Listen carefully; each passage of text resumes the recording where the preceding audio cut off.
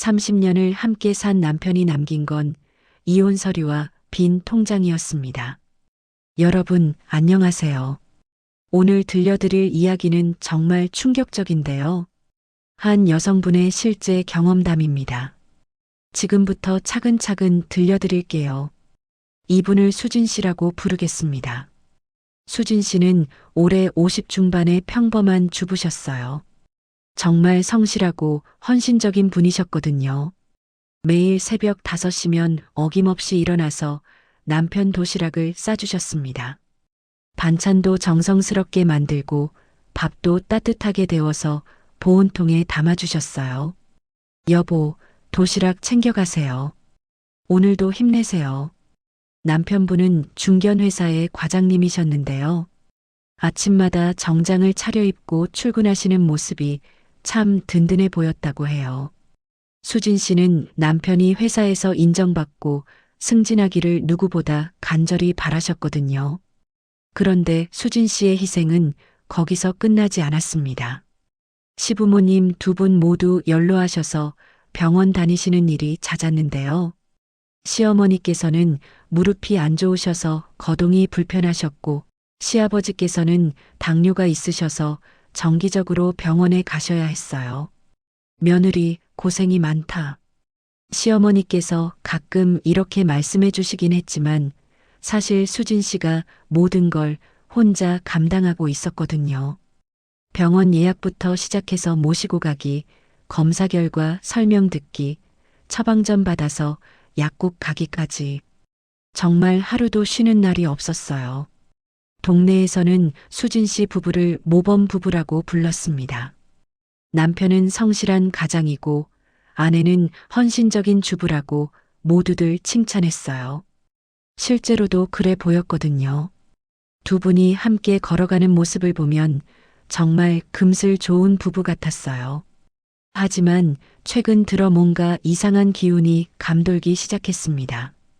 아주 작은 변화들이었는데요.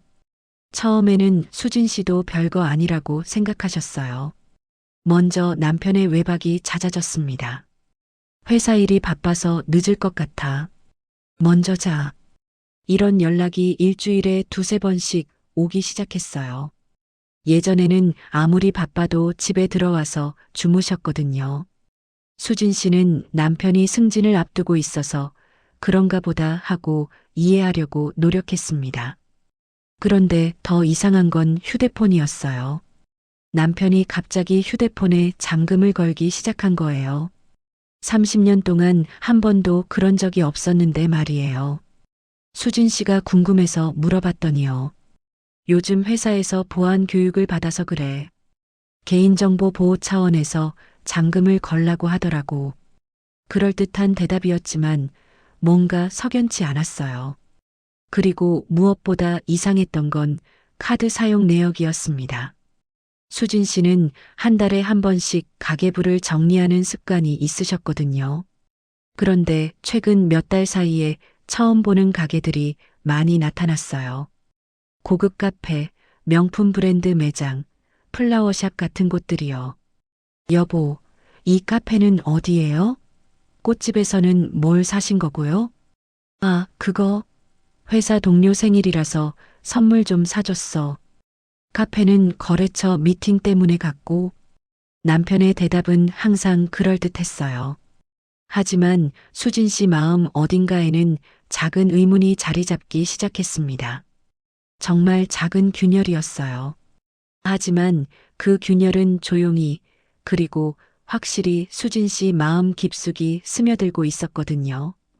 어느 날 밤 남편이 또 늦는다고 연락이 왔을 때였어요. 수진 씨는 혼자 거실에 앉아서 생각에 잠겼습니다. 정말 회사 일 때문일까? 아니면. 하지만 곧 고개를 저었어요. 30년을 함께 산 남편을 의심한다는 게 말이 안 된다고 생각하셨거든요. 그날 밤도 수진 씨는 남편이 돌아올 때까지 기다리지 않고 먼저 잠자리에 들었습니다. 그때까지만 해도 수진 씨는 몰랐어요. 이 작은 균열들이 곧 거대한 폭풍의 전조였다는 걸 말이에요. 그런데 어느 날 정말 청천벽력 같은 일이 일어났습니다. 수진 씨가 평상시처럼 아침 준비를 하고 있는데 남편이 평소보다 훨씬 일찍 일어났어요. 그런데 표정이 심상치 않았거든요. 뭔가 결심을 한 듯한 그런 표정이었어요. 여보, 잠깐 이야기 좀 할까요? 남편의 목소리가 평소와 달랐습니다. 차갑고 딱딱했어요. 수진 씨는 가슴이 철렁했지만 태연한 척 물었어요. 무슨 이야기요? 아침도 드시고 하세요. 아니야, 지금 해야 할 말이 있어. 그리고는 정말 충격적인 말을 했습니다. 우리, 이제 그만 헤어지자. 수진 씨는 처음에 농담인 줄 알았어요. 아니, 농담이기를 간절히 바랐거든요. 하지만 남편의 표정은 진지했습니다. 무슨 소리예요? 갑자기 왜 그런 말을? 갑자기가 아니야. 나도 오랫동안 생각해봤어. 우리 관계는 이미 끝났어. 남편은 가방에서 봉투 하나를 꺼내더니 테이블 위에 올려놓았어요. 이혼 서류야. 서명만 하면 돼. 수진 씨는 눈앞이 캄캄해졌습니다. 30년을 함께 산 남편이 아침 도시락을 싸줄 때까지만 해도 아무렇지 않던 남편이 갑자기 이혼을 말하다니요. 여보, 농담이죠? 왜 갑자기? 농담이 아니야. 나는 이미 결정했어. 그리고 남편은 미리 준비해 온 듯 캐리어를 끌고 집을 나갔습니다. 수진 씨가 붙잡으려고 했지만요. 가지 마세요. 뭐가 잘못됐는지 이야기해요. 하지만 남편은 돌아보지도 않았어요. 그냥 문을 박차고 나가버렸습니다. 수진 씨는 그 자리에 주저앉아서 한참을 울었어요. 남편이 나간 후 수진 씨는 그가 남긴 봉투를 열어봤습니다. 정말로 이혼 서류가 들어있었어요. 그리고 함께 들어있던 메모 한 장에는 이런 글이 적혀 있었거든요. 더 이상 당신 인생을 책임질 수 없습니다. 미안합니다. 딱 그뿐이었어요. 30년 결혼 생활에 대한 설명도 사과도 그 어떤 진심 어린 말도 없었습니다. 단 두 줄로 모든 걸 정리해버린 거예요. 수진 씨는 며칠 동안 남편에게 연락을 시도했습니다. 전화를 걸어봤지만 받지 않았어요. 문자를 보내도 답이 없었고요. 회사에 전화를 걸어봤더니요. 죄송합니다. 퇴사하셨는데요. 퇴사까지 했다는 소식을 듣고 수진 씨는 더욱 당황했어요. 대체 무슨 일이 일어난 건지 도무지 이해할 수 없었거든요. 그런데 며칠 후 동네 아는 분을 통해 충격적인 소식을 들었습니다. 수진 씨, 혹시 모르실까봐 말씀드리는데 남편분이 젊은 여자랑 같이 다니시는 걸 봤어요. 네? 뭐라고요? 20대 중반쯤 되는 여자분이랑 아파트 단지 입구에서 봤는데 꽤 가깝게 지내시는 것 같더라고요. 수진 씨는 마치 머리를 망치로 얻어맞은 것 같았어요. 이혼을 요구한 이유가 바로 그거였던 거예요. 다른 여자가 있었던 거죠. 더 충격적인 건 그 여자와 이미 함께 살고 있다는 사실이었어요. 수진 씨가 아는 분을 통해 알아본 결과 남편은 시내 오피스텔에서 그 젊은 여자와 동거하고 있었거든요. 30년이 뭐예요? 30년이. 수진 씨는 밤마다 혼자 울었습니다. 자신이 무엇을 잘못했는지, 어디서부터 어긋났는지 아무리 생각해봐도 알 수 없었어요. 매일 새벽에 일어나서 도시락 싸주고 시부모님 병간호하고 집안일 도맡아 하고 그렇게 성실하게 살아왔는데 왜 이런 일이 생긴 건지요. 그런데 정말 절망적인 건 따로 있었어요. 바로 경제적인 문제였거든요. 수진 씨는 결혼 후 줄곧 전업주부로 살아오셨어요. 남편 수입에만 의존해서 살아왔는데 갑자기 혼자가 되니까 당장 생활비조차 막막했습니다. 은행에 가서 통장을 확인해 보니 정말 충격적이었어요. 남편이 주급여 계좌의 돈을 거의 다 빼간 상태였거든요. 남은 건 생활비 몇십만 원뿐이었어요. 어떻게 이럴 수가 있어요? 어떻게? 수진 씨의 30년 인생이 하루아침에 무너져 버렸습니다. 신뢰도 사랑도 미래에 대한 계획도 모든 게 한순간에 사라져 버린 거예요. 정말로 아무것도 남지 않았습니다. 수진 씨는 며칠 동안 거의 먹지도 못하고 잠도 제대로 자지 못했어요. 정말 모든 것을 잃었다고 느꼈거든요. 친구들에게 털어놓으려고도 했지만 창피하고 부끄러워서 말을 꺼낼 수가 없었어요. 30년 동안 모범 부부로 살아왔는데 갑자기 이혼당했다고 말하기가 너무 어려웠거든요. 내가 뭘 잘못했을까? 정말 뭘 잘못했을까? 수진 씨는 하루 종일 이 생각만 했어요. 자신을 탓하고 후회하고 원망하는 마음이 번갈아 가면서 들었거든요. 그런데 어느 날 정말 우연한 기회에 전환점이 찾아왔습니다. 수진 씨가 남편의 남은 짐을 정리하다가 서재에서 오래된 서류들을 발견한 거예요. 대부분 회사 관련 서류들이었는데 그 사이에 이상한 계약서 사본 하나가 끼어 있었어요. 이게 뭐지? 계약서를 자세히 보니까 남편 이름으로 된 사업 관련 계약서였어요. 그런데 이상했던 건 수진 씨가 전혀 모르는 내용이었거든요. 남편이 사업을 한다는 얘기를 들은 적이 없었는데 말이에요. 더 자세히 살펴보니까 더욱 이상한 점들이 발견됐어요. 계약 날짜가 몇 년 전이었는데 그때는 분명히 남편이 회사만 다니고 있었거든요. 그런데 어떻게 사업 계약을 했을까요? 수진 씨는 그 순간 뭔가 직감했어요. 내가 이렇게 버려질 이유는 없다는 생각이 들었어요. 그래요. 30년을 성실하게 살아온 자신이 아무런 설명도 없이 버려질 이유는 없다고 생각하신 거예요. 뭔가 숨겨진 진실이 있을 거라고 직감하신 거죠. 그날부터 수진 씨는 울음을 그쳤습니다. 대신 차분하게 기록을 시작했어요. 남편의 이상했던 행동들, 계좌 내역, 그리고 발견한 서류들을 하나씩 정리하기 시작한 거예요. 먼저 그동안 이상했던 점들을 노트에 적어봤어요. 외박이 잦아진 시기 마이너스 작년 가을부터, 휴대폰 잠금 설정 마이너스 올해 초부터, 카드 사용 내역 변화 마이너스 고급 카페, 명품점, 플라워샵, 갑작스러운 퇴사와 이혼 요구. 이렇게 정리하고 보니까 뭔가 패턴이 보이기 시작했어요. 모든 게 계획적이고 의도적으로 보였거든요. 그리고 가장 중요한 건 그 의문의 계약서였어요. 수진 씨는 그 계약서를 들고 법무법인에 상담을 받으러 갔습니다. 변호사님, 이 계약서가 뭔지 좀 봐주시겠어요? 변호사가 계약서를 살펴보더니 의미심장한 표정을 짓더라고요. 이거 부동산 투자 관련 계약서네요. 그런데 이상한 점이 있어요. 뭐가 이상한가요? 보증인 란을 보세요. 여기 부인 성함이 적혀 있어요.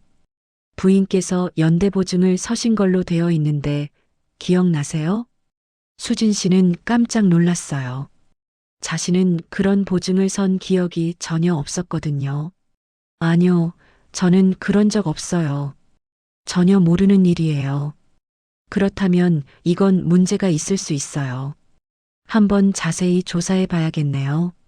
변호사의 말을 듣고 수진 씨는 확신했어요. 뭔가 큰 비밀이 숨어 있다는 걸 말이에요. 그날 밤 수진 씨는 새로운 마음가짐으로 다짐했습니다. 이제 그만 당하고만 살지 말자. 진실을 찾아보자. 수진 씨의 반격이 시작된 거예요. 더 이상 울거나 자책하지 않았어요. 대신 침착하게 그리고 치밀하게 진실을 파헤치기로 결심한 거죠. 인내와 침묵 속에서 진실을 모으기로 한 거예요. 30년 결혼 생활이 하루아침에 무너진 이유가 뭔지, 남편이 왜 그렇게 갑작스럽게 변했는지 모든 걸 알아내기로 한 거죠. 수진 씨의 본격적인 진실 찾기가 시작됐습니다. 변호사와 상담 후 첫 번째로 한 일은 남편 명의로 된 모든 재산을 추적하는 것이었어요. 변호사가 도움을 줘서 등기부등본도 떼어보고 사업자 등록증도 확인해 봤어요. 그런데 정말 놀라운 사실들이 하나씩 드러나기 시작했거든요. 부인, 이거 보세요. 남편분 명의로 된 부동산이 세 군데나 있어요. 네, 그게 무슨 말씀이세요? 수진 씨는 깜짝 놀랐어요. 자신이 아는 건 현재 살고 있는 집 하나뿐이었거든요. 그런데 다른 부동산이 더 있다니요. 여기 봐보세요. 작년에 구입한 상가 건물, 그리고 올해 초에 산 오피스텔까지 총 3개의 부동산이 남편분 명의로 되어 있어요. 더 충격적인 건 그 다음이었어요. 그런데 이상한 점이 있어요. 이 부동산들의 구입 자금 출처를 보니까 변호사가 서류를 가리키며 설명했어요. 실제 투자금 출처가 부인 명의 대출이에요. 부인께서 이 대출을 받으신 기억이 있으세요? 네, 저요? 저는 그런 대출 받은 적 없어요. 수진 씨는 정말 황당했어요. 자신 모르게 자신 명의로 대출이 나와 있다니요. 그렇다면 이건 명의도용 가능성이 높아요. 법적으로도 큰 문제가 될 수 있고요. 더 중요한 건 이 대출의 법적 책임이 부인에게만 있다는 점이에요. 무슨 뜻인가요? 남편분은 부동산 소유자이지만 실제 빚은 부인이 지게 되어 있다는 뜻이에요. 정말 교묘하게 만들어 놓았네요. 수진 씨는 분노가 치밀어 올랐어요. 남편이 자신을 버리고 떠나면서 빚까지 떠안기게 만들어 놓았다는 게 믿어지지 않았거든요. 하지만 더 놀라운 사실은 따로 있었어요. 수진 씨가 사설탐정까지 고용해서 남편의 현재 상황을 조사해 본 결과였어요. 부인, 남편분이 젊은 여성에게 자신을 어떻게 소개했는지 아세요? 어떻게요? 자수성가한 성공한 사업가라고 했대요. 부동산 투자로 큰 돈을 벌었다고 자랑하고 다니고 있어요. 정말 어이가 없었어요. 자신의 명의를 도용해서 만든 재산으로 다른 여자에게 잘난 척을 하고 있었던 거예요. 사설탐정이 더 자세한 내용을 알려줬어요. 그 여성분에게 비싼 선물도 많이 해주고 있어요. 명품 가방, 보석, 해외여행까지 모두 부인 명의 대출로 산 부동산을 담보로 해서 받은 돈으로 하는 것 같아요. 수진 씨는 정말 화가 머리끝까지 났어요. 30년 동안 성실하게 살아온 자신을 배신하고 자신의 이름으로 빚을 만들어서 다른 여자와 호화 생활을 하고 있었던 거예요. 이제 알겠어요. 왜 갑자기 이혼하자고 했는지. 남편의 계획이 보이기 시작했어요. 이혼을 시켜서 수진 씨에게만 빚을 떠넘기고 자신은 젊은 여자와 새 출발을 하려던 거였어요. 정말 치밀하고 악독한 계획이었죠. 하지만 수진 씨도 만만하지 않았어요. 이제 모든 걸 알았으니까 반격을 시작할 차례였거든요. 변호사님, 이제 어떻게 해야 할까요? 증거를 더 모아야 해요. 명의도용, 사기, 그리고 재산은닉까지. 이건 단순한 이혼 문제가 아니에요. 수진 씨는 그날부터 더욱 체계적으로 증거를 모으기 시작했어요. 은행 거래 내역, 부동산 계약서, 대출 서류들을 하나씩 꼼꼼히 챙겼거든요. 작은 단서 하나가 큰 반격의 불씨가 된 거예요. 이제 수진 씨의 진짜 싸움이 시작되었습니다. 수진 씨가 진실을 파헤치기 시작하자 남편 쪽에서도 움직임이 나타났습니다. 아마 수진 씨가 변호사와 상담하고 있다는 소식을 들었나 봐요. 어느 날 갑자기 남편에게서 전화가 왔어요. 당신 지금 뭐 하는 거야? 목소리가 정말 차갑고 위협적이었어요. 무슨 말이에요? 변호사까지 고용해서 나한테 뒤를 캐고 다닌다며? 그만해. 뒤를 캔다니요? 당신이 한 일을 알아보는 것뿐이에요. 야, 너 정신 차려. 이미 끝난 관계에 왜 집착하는 거야? 남편은 오히려 수진 씨를 집착한다고 몰아갔어요. 30년을 함께 산 아내가 진실을 알려고 하는 걸 집착이라고 표현한 거죠. 그런데 더 가관인 건 남편이 주변 사람들에게 수진 씨를 나쁘게 소문내고 다니기 시작한 거예요. 동네 아는 분이 수진 씨에게 조심스럽게 말씀해 주시더라고요. 수진 씨, 혹시 모르실까봐 말씀드리는데 남편분이 이상한 말하고 다니시더라고요. 어떤 말이요?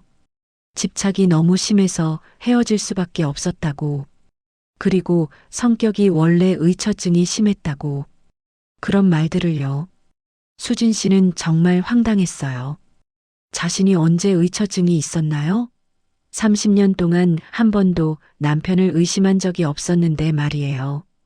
더 심각한 건 남편이 시부모님에게까지 거짓말을 하고 있다는 거였어요. 시어머니께서 수진 씨에게 전화를 하셨거든요. 며느리야, 너희 둘이 왜 이렇게 됐니? 어머니, 그게 아들 말로는 내가 너무 의심이 많고 집착이 심해서 견딜 수 없었다고 하더구나. 정말 그런 거니? 시어머니께서도 남편 편을 드시는 것 같았어요. 수진 씨는 정말 억울했지만 어떻게 설명해야 할지 막막했어요. 한편 그 젊은 여자는 SNS에 온갖 사치스러운 생활을 자랑하고 있었어요. 수진 씨가 우연히 그 계정을 발견했는데 정말 기가 막혔거든요. 명품 가방, 비싼 레스토랑, 해외여행 사진들이 가득했어요. 그리고 이런 글까지 올려놨더라고요. 진짜 사랑을 만났어요. 성공한 남자와의 만남, 정말 행복해요. 댓글에는 친구들이 부러워하는 내용들로 가득했어요. 언니 진짜 부럽다. 부자 남자친구 어디서 만났어? 우와, 이 가방 진짜 비싼 건데? 남자친구가 사줬어? 수진 씨가 보기엔 정말 조롱당하는 기분이었어요.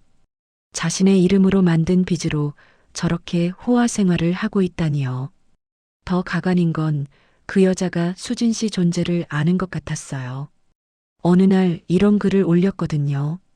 과거에 얽매이지 말고 앞으로 나아가야죠. 집착은 사랑이 아니에요.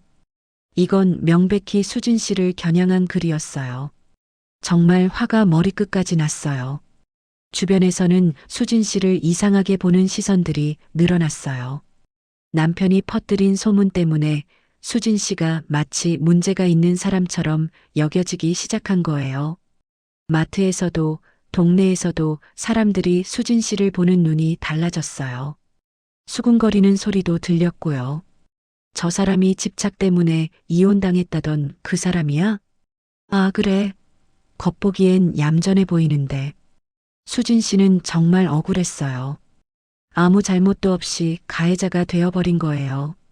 사회적으로도 정서적으로도 완전히 고립된 상황이었어요.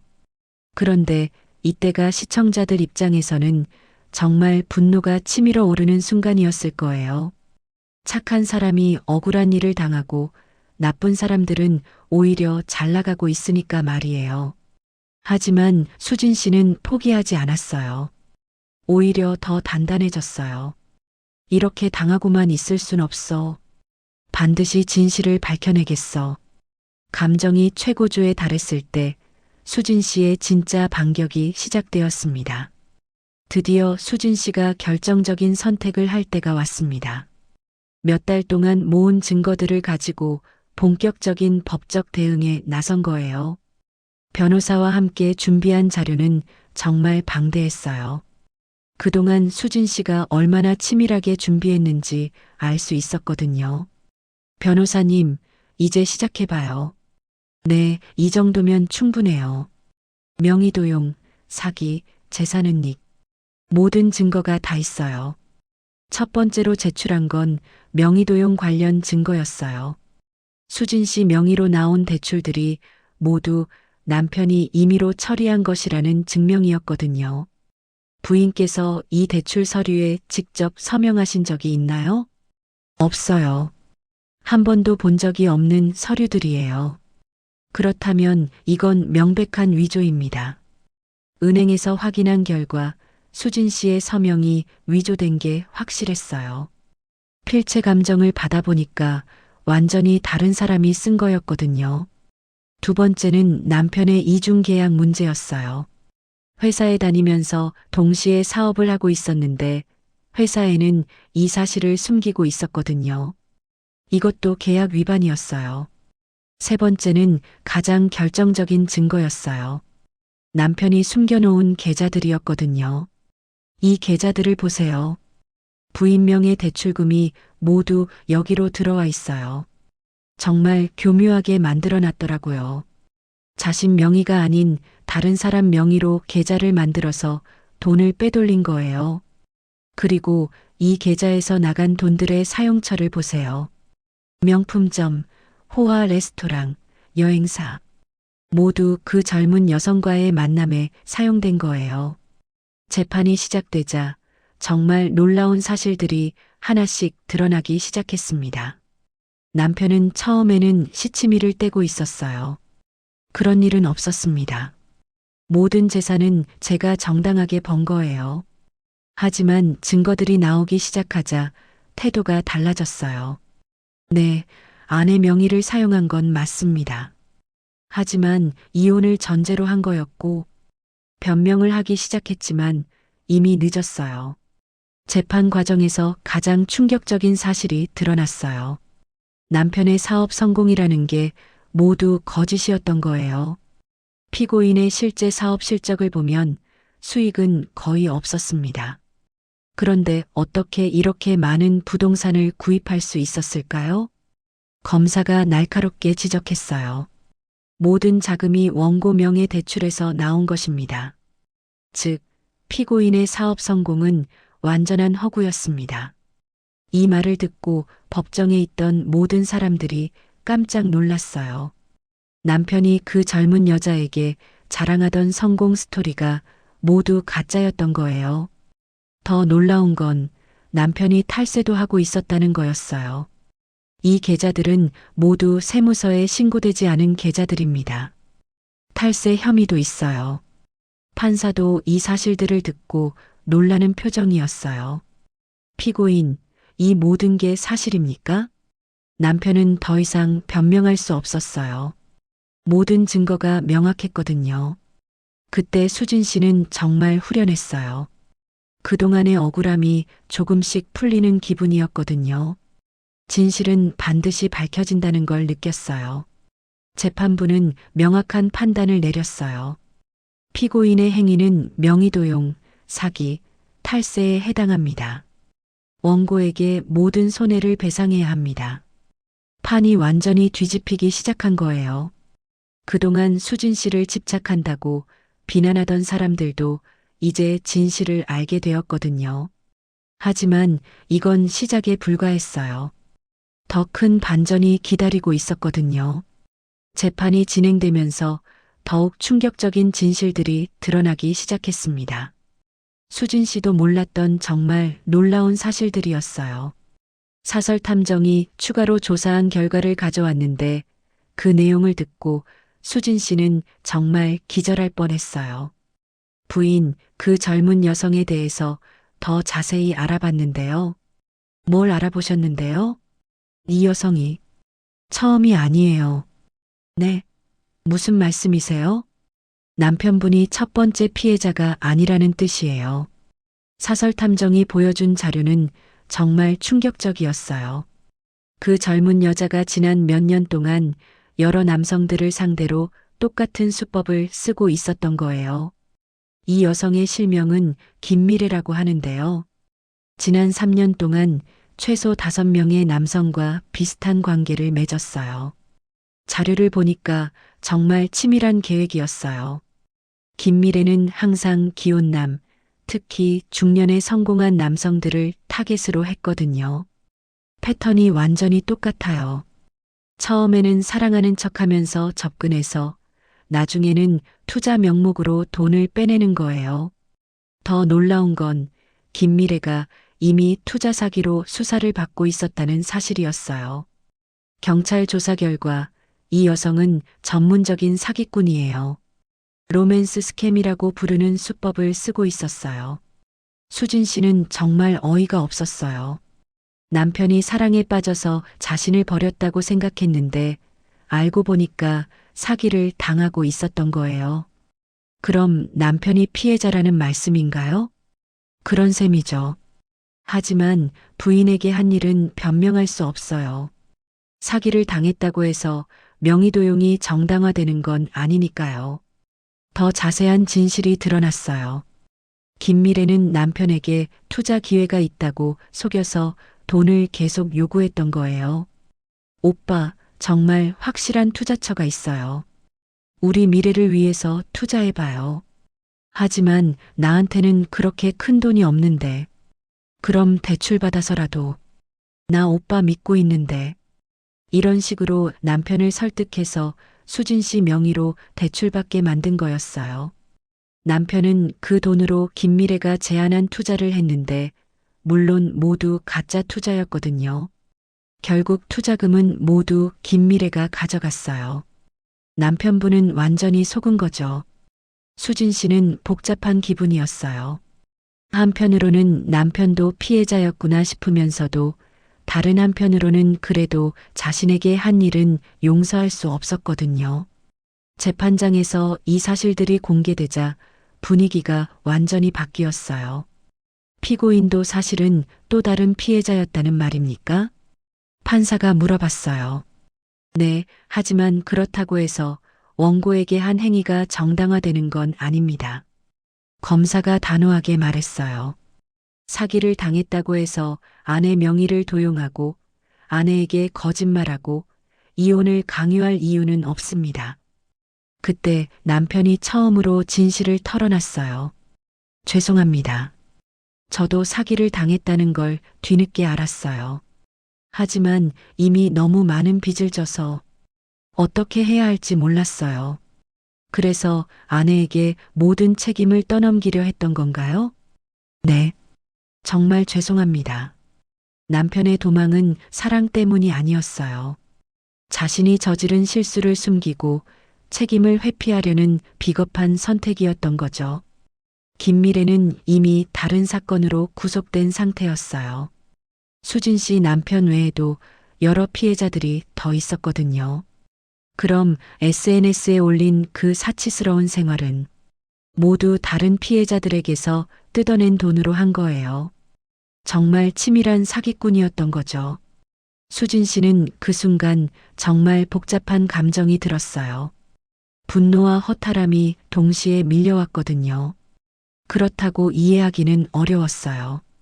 저한테는 아무 잘못이 없었는데 시청자들도 이 순간 정말 분노와 허탈함을 동시에 느꼈을 거예요.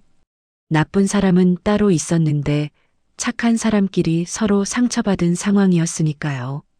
하지만 이제 모든 진실이 밝혀졌어요. 진짜 악역이 누구였는지도 분명해졌고요. 모든 진실이 밝혀진 후 법정의 최종 판결이 내려졌습니다. 피고인 김미래는 투자 사기 및 로맨스 스캠으로 징역 3년을 선고합니다. 피고인 남편은 명의도용 및 사기 혐의로 집행유예 2년을 선고하며 원고에게 모든 손해를 배상하라고 명령합니다. 재판 결과 수진 씨는 자신 명의로 나온 모든 대출에서 벗어날 수 있게 됐어요. 그리고 남편 명의의 부동산들도 모두 수진 씨 앞으로 넘어오게 됐거든요. 정말 길고 힘든 싸움이었어요. 하지만 해낼 수 있었어요. 수진 씨는 재판이 끝난 후 정말 후련한 마음이었어요. 그동안의 억울함이 모두 풀린 기분이었거든요. 남편은 재판 후 수진 씨에게 찾아와서 사과했어요.